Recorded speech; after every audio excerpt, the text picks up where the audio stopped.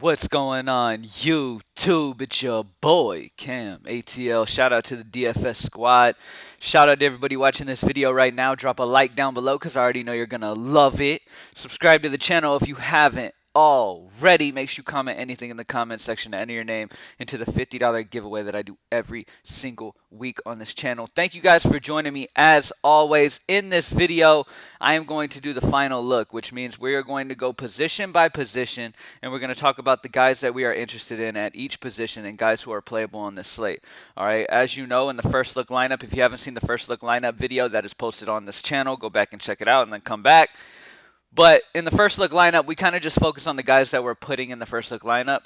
And then in this final look, we kind of go more in depth and break down position by position to give you guys a good idea of the way you need to play for this slate.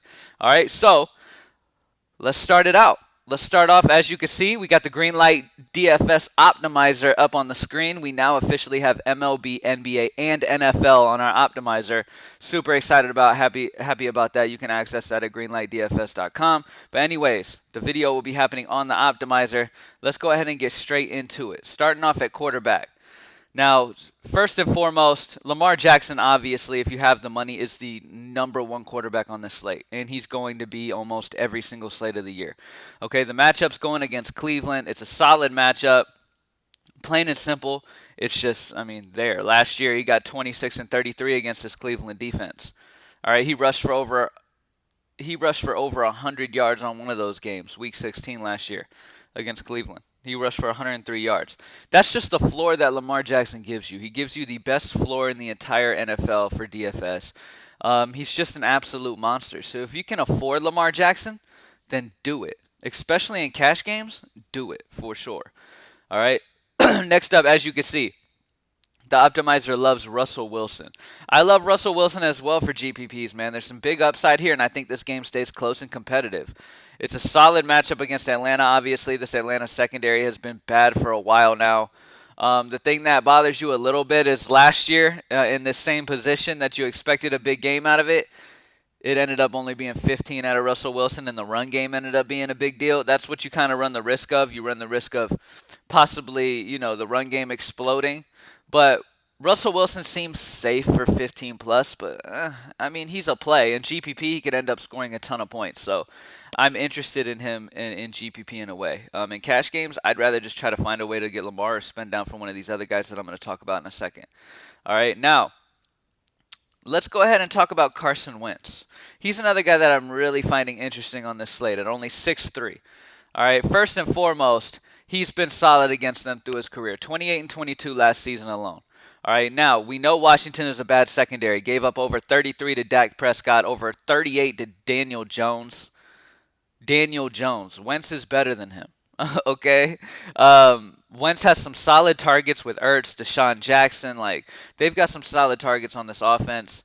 They also have Miles Sanders, who has come out and become a solid running back that they can kind of take some of that pressure off the passing game. This is just a solid matchup here. Now, only 6'3", almost 2,000 less than Lamar Jackson. I'm not going to hate you for going Carson Wentz.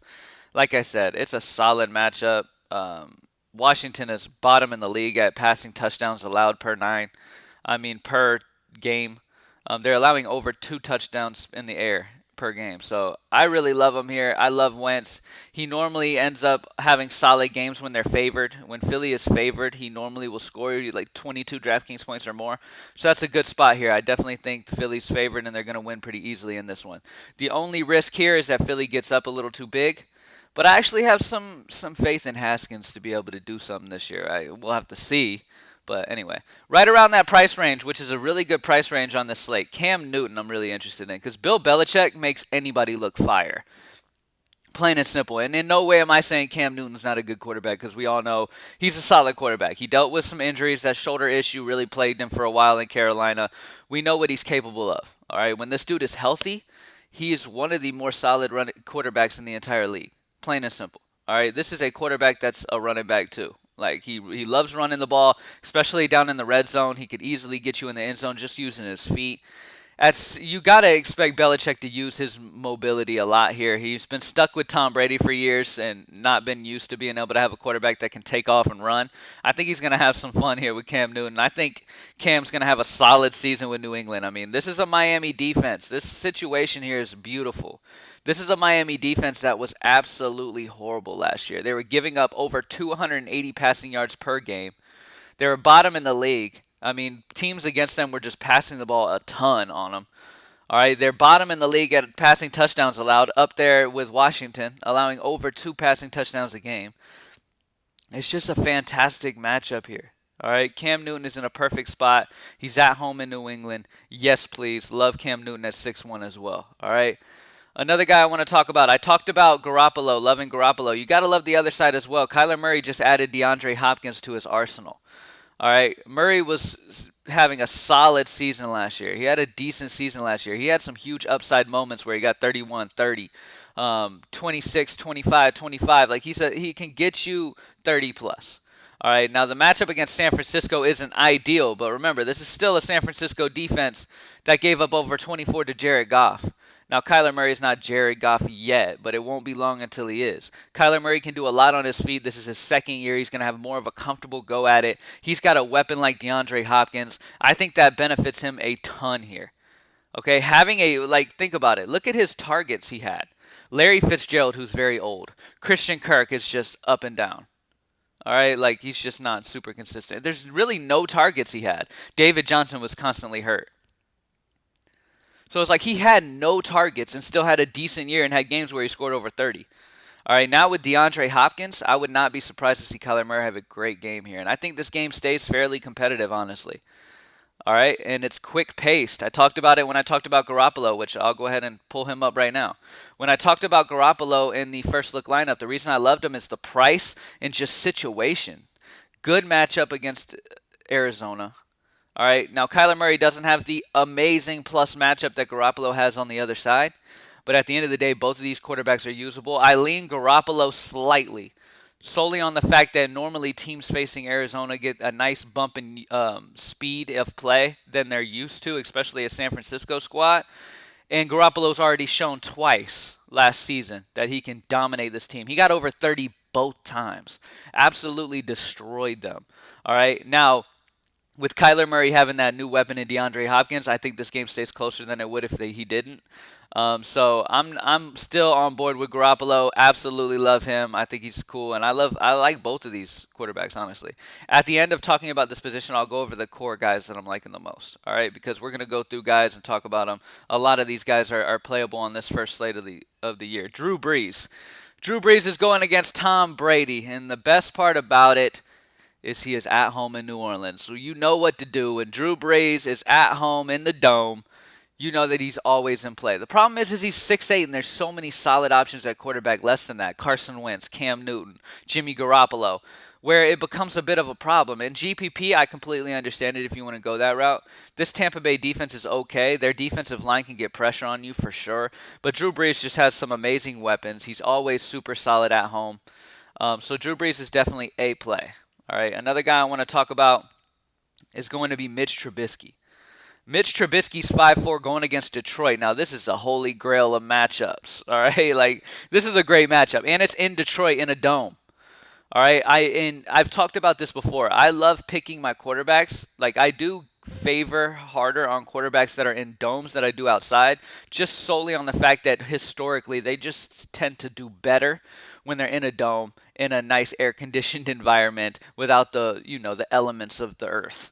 But anyways, Trubisky is in a dome here. Now, he is the definition of up and down. He had a 32 against Dallas week 14 last season, and then boom, got a 7 against Minnesota and 8 against Kansas City. Like, how do you get an 8 versus Kansas City?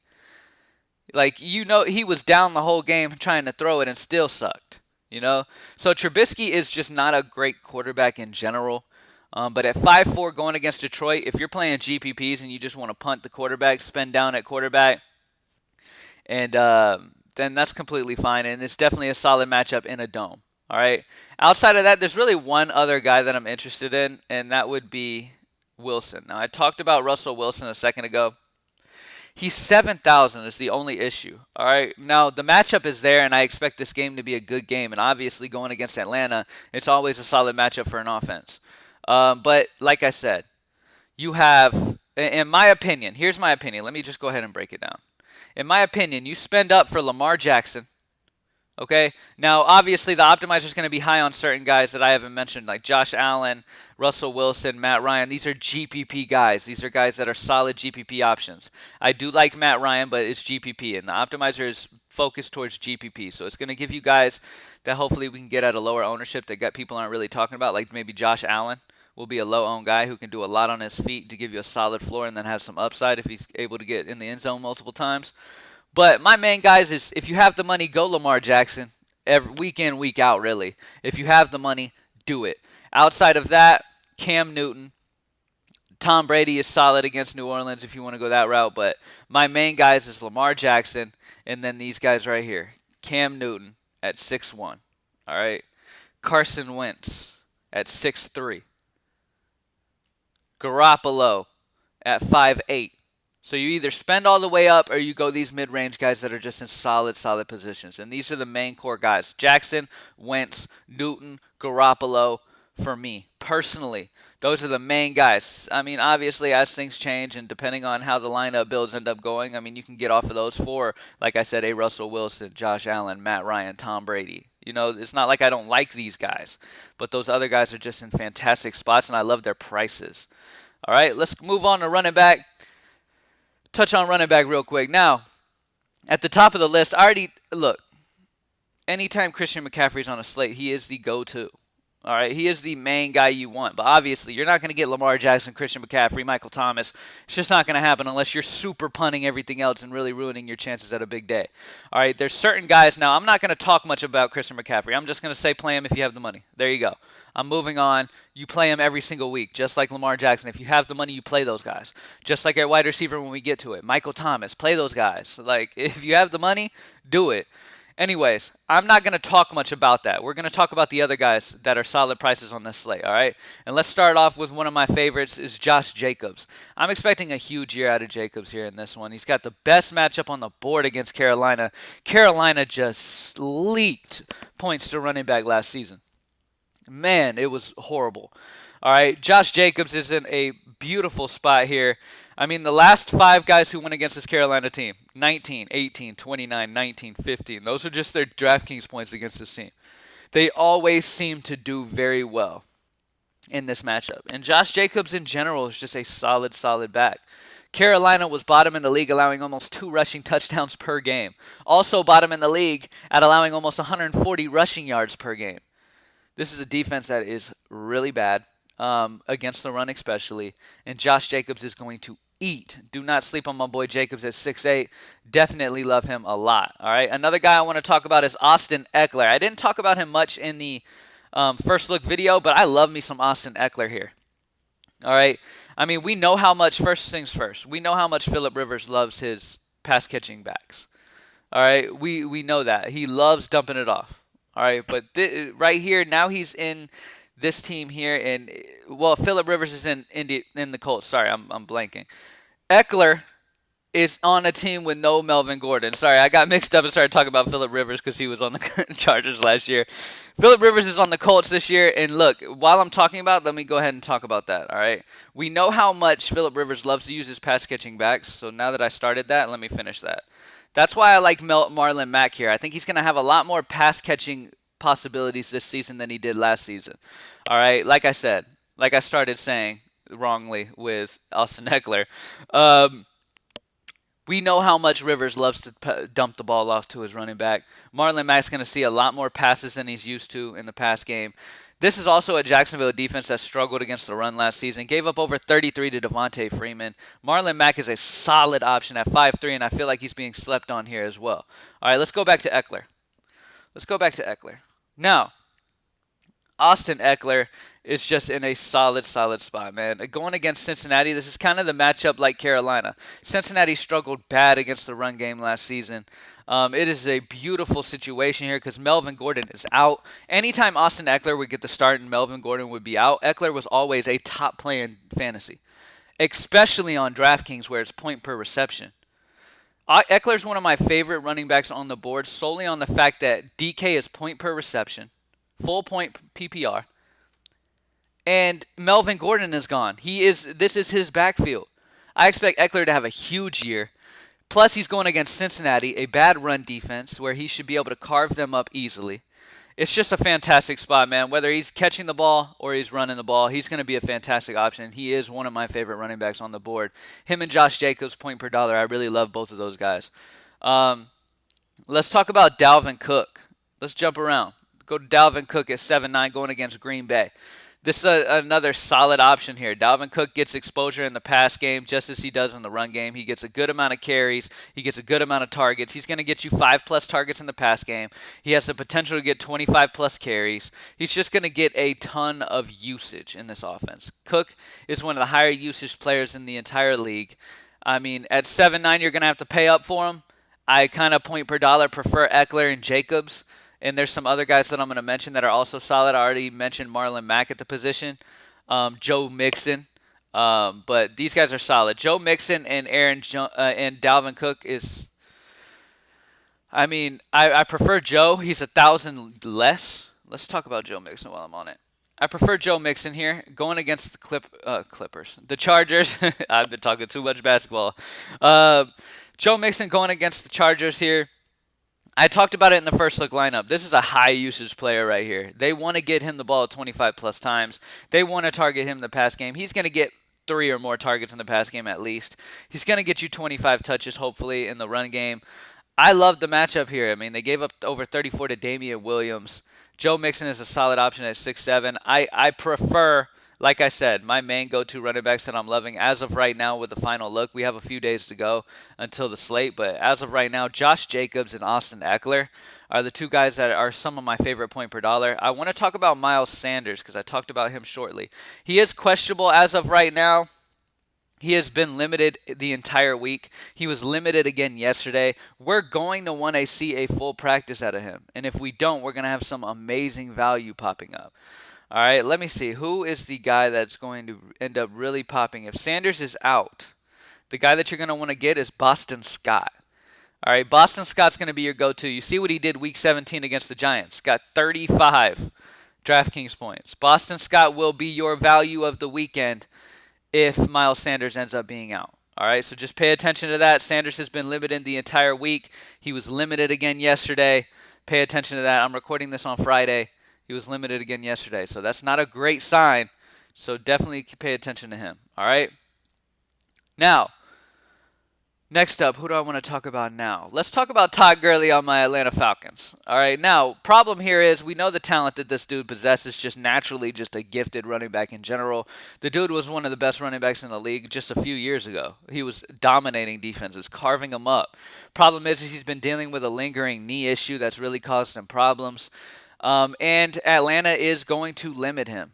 Okay, he's been impressive so far through scrimmages and stuff. That's what I'm hearing through the coaches and stuff like that. He's been very impressive. Problem is man, the dude just, you don't know if you're going to get 15 carries. You don't know if you're going to get 20.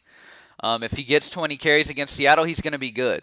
Seattle gave up over 36 to Kenyon Drake, over 20 to Mozart.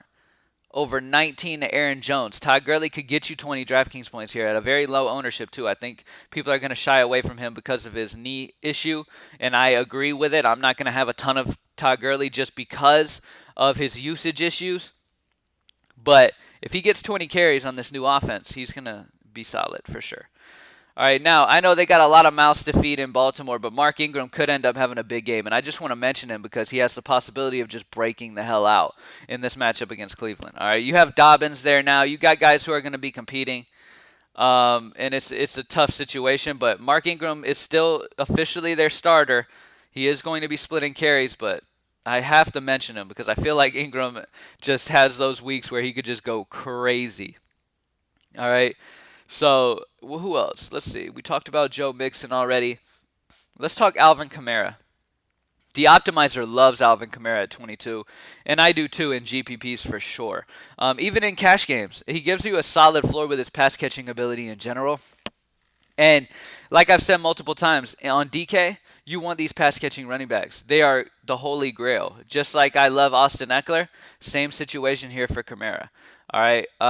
It definitely bothered me the amount of usage he started getting towards the end of the year. He started really not getting many carries at all towards the end of the year last year. That was really a problem. The entire season last year, really. Like week 1, 13 carries. Week 2, 30. He's not going to get you a ton of carries. He's not going to get you 20 plus carries, which is the problem here. But he's going to get you 5 to 10 targets in the pass game like an actual receiver. So if he is able to catch some of these passes against Tampa Bay, he's going to have a solid outing. That's why he's got some risk because he's not going to give you much on the ground. But through the air, he could do some major damage. And at 7-2, if you want to pair him up with Eckler and just get some super pass-catching backs, I understand it. I'm not going to hate on it. And the optimizer loves him for some upside this week, and he could go off. Don't get me wrong. He could definitely go off. You got to expect Tampa Bay's main focus to be Michael Thomas, and then Kamara be second on the list. So Kamara might be able to have a solid game here. All right. Now, hopefully I was able to touch on everybody you're interested in. My guys that I'm interested in mainly, obviously McCaffrey if you have the money. But then Josh Jacobs, Austin Eckler, Joe Mixon, Marlon Mack are my main guys point per dollar that I really love. Keep an eye out on Miles Sanders because if he plays, he's going to be solid against Washington, but he's been limited all week. If he misses, Boston Scott is very interesting and solid value on this slate. All right, let's talk wide receiver. Let's go over to wide receivers. All right, let me pull this down for you. There we go. All right. Let's talk wide receivers. Now, the optimizer has Michael Thomas at the top, and no shit, it better have Michael Thomas at the top or it's not doing its job. Michael Thomas and Davante Adams are the two favorite wide receivers on this slate. I'm leaning Davante Adams because he's almost a 2,000 less. Now, do I love Michael Thomas? Of course. Love Michael Thomas. And like I said, with McCaffrey and Lamar Jackson, like if you have the money, play these guys. All right, I never want you to think I don't like these guys. I'm literally just point per dollar trying to find some balance for you guys and not just say, oh, yeah, play McCaffrey and Michael Thomas together and make you punt a bunch of spots, all right? You know what I mean? So Michael Thomas is always going to be a solid option. He gets targeted more than any receiver in the league. Solid matchup against Tampa Bay here. Both times last season he had solid games against Tampa Bay. 44 against Tampa Bay week 5 last season, so he's a monster. Now, point per dollar, Davante Adams is the guy that I lean here because, plain and simple, this is one of the highest targeted players in the entire league. He's up there with Michael Thomas with the amount of targets he gets. He gets 10-plus targets on a consistent basis. Has the upside of getting you over 15 like he did week 16 against this Minnesota team where he got 16 targets, 13 receptions, and didn't even get in the end zone. He got 26 DraftKings points against Minnesota and did not even get in the end zone. I'm predicting that he gets in the end zone this week, gets another 10-plus targets here in this one. Love Davante Adams, favorite wide receiver in general this week, point per dollar, and I will have a lot of exposure to him for sure. All right. Next up, we already talked about Michael Thomas, Davante Adams. I'm going point per dollar in my mind right now. Okay. I already had Deshaun Jackson in the first look video, and I still love him. Deshaun Jackson is a fantastic option, especially if Miles Sanders is out. Expect Wentz to rely a little heavier on the pass game than they would if Sanders was completely healthy. Like I talked about before, there's no Washington cornerbacks who have the speed to be able to stop Deshaun Jackson from beating him over top.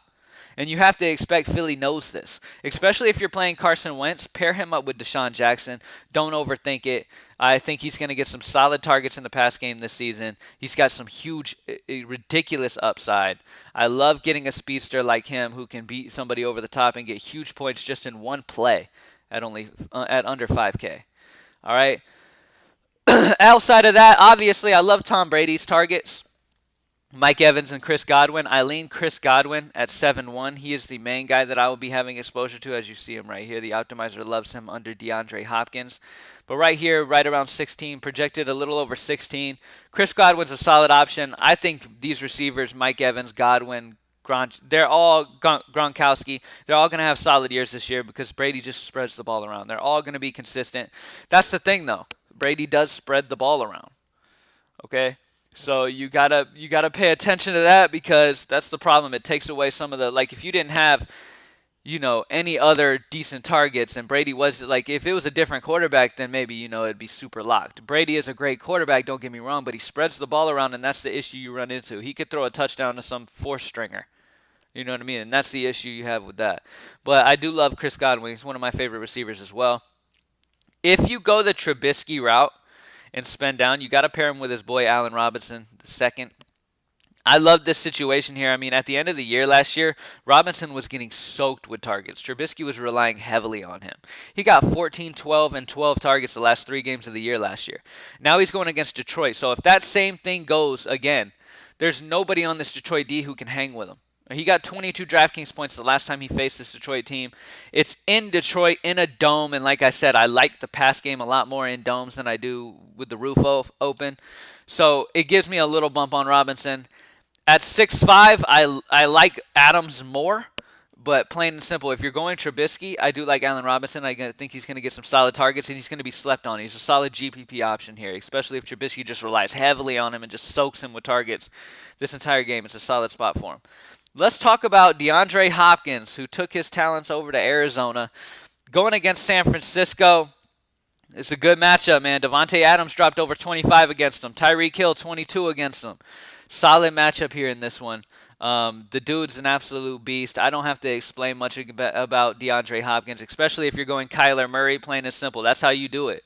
If you're going Kyler Murray, pair him up with his guy. Pair him up with DeAndre Hopkins for sure. His new lethal weapon. You definitely want to do that, all right?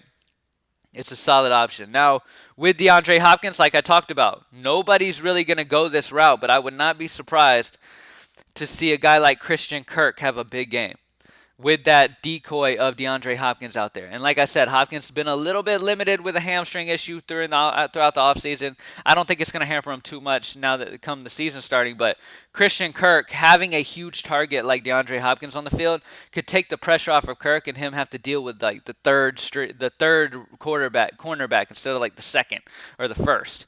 So I like Christian Kirk. I think he's going to be a solid option. I think he's going to have a solid season in general. Who else we got here? I want to talk about McLaurin because I think Washington's going to be playing a lot of catch up here in this one. And I think they're going to be throwing it a lot. And if you're going to spend down and go with Haskins, you want to pair him up with this guy Terry McLaurin. This is the guy that you want to pair him up with. All right, so if you're going that pairing route of paying down at quarterback and you want to go a cheap receiver to pair with him, that's McLaurin and Haskins for sure when it comes to cheap pairings. All right, and McLaurin is a guy he's going to get a ton of targets here. Like I said, I think Philly gets up. I think game script favors McLaurin a lot here. I think there's a lot of throwing going on Washington's side. I love McLaurin a lot here. And he's definitely a solid play at 5'6", especially if you go Haskins. But either way, I think he's going to get some solid targets here playing catch up. All right, who else? Those are my main guys that I'm focused on the most. Outside of that, DJ Chark. Let's talk about some Chark. Chark is projected almost 15 on the optimizer. He's 6'3", which I just don't love the price on him, man. Why go 6'3" on him when you can pay 500 more and get DeAndre Hopkins or 200 more and get Allen Robinson the second? In my opinion, Robinson would be the go-to there in that one. All right, in that competition. But DJ Chark in GPPs, I completely understand it. This is a huge target receiver right here. He could have a big season in Jacksonville this year. All right, and wide receivers, that's about it. My main core that I'm loving, Devontae Adams, Michael Thomas, Deshaun Jackson, Chris Godwin, McLaurin, Hopkins, Allen Robinson. Those are like 7, 8 guys that I'll be floating around for receiver for sure. And when it comes to huge value, Deshaun Jackson is my main go-to guy when it comes to value at receiver. I do want to talk about one more, though. I'm going to talk about Curtis Samuel. I do believe Carolina will be behind and have to throw a lot here in this one.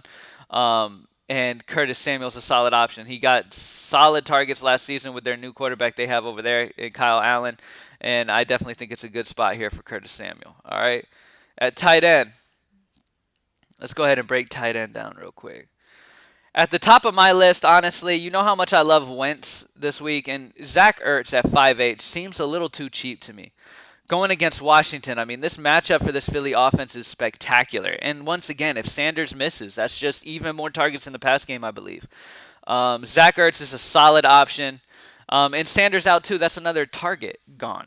You know what I mean? So not only if Sanders misses do I like Boston Scott, but I also love Ertz, Deshaun Jackson even more.